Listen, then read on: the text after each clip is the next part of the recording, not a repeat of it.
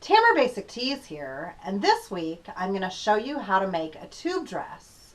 And we're going to add some ruching, and that's just going to help accentuate the bust line. So let's go!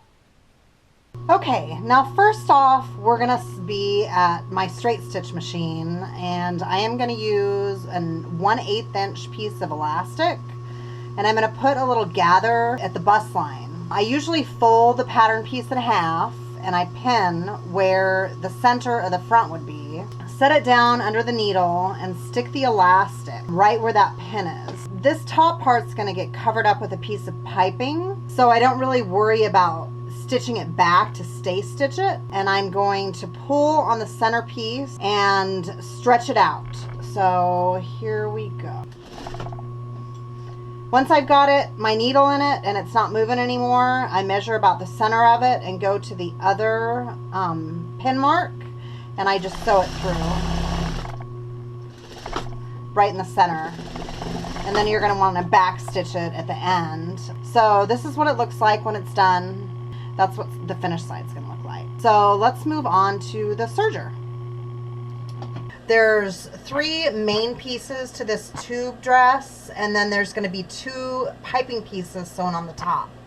So I pinned together the center of the back, and we're going to sew that together first. And usually when I sew stretchy fabric together, I hold onto the bottom piece as it's going through so that it matches up together. So the back piece is done. So now we are going to sew the front part to the back part. So we're going to sew the sides together. And make sure that your top gathered piece is at the top part of the tube dress.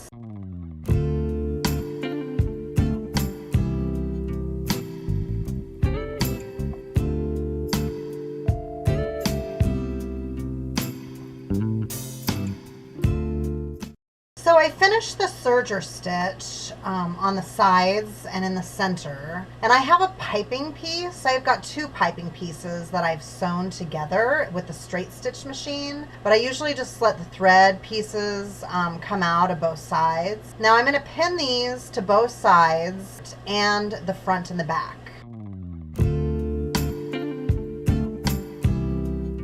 Now the sides aren't going to match up from the piping piece and the pattern piece, because we're going to pull it so that they match up, so it's going to be a little bit tighter at the top than the bottom.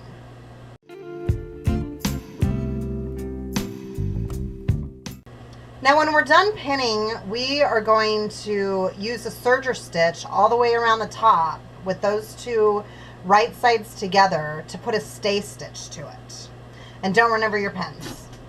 And you're going to pull and make it so that the bottom or the inside piece matches up with the outside piece with the stretch.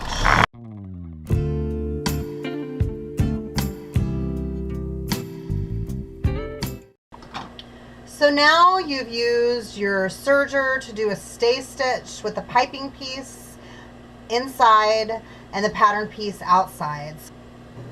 So now we're at the zigzag stitch or the cover stitch machine, and I am going to turn my tube dress right side out. And I am going to start on the side where I did that stitch of the piping, and I am going to wrap the piping around so it sews on both sides. And I've started on the side.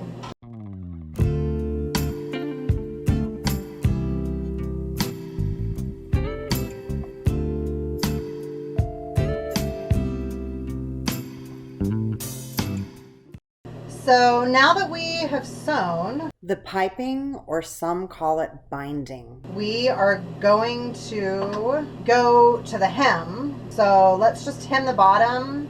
And usually I try to start at the back because it's going to overlap and it's going to be thicker there. You're going to see more of the thread. And I'm a perfectionist, so just do about a 1/2 inch hem.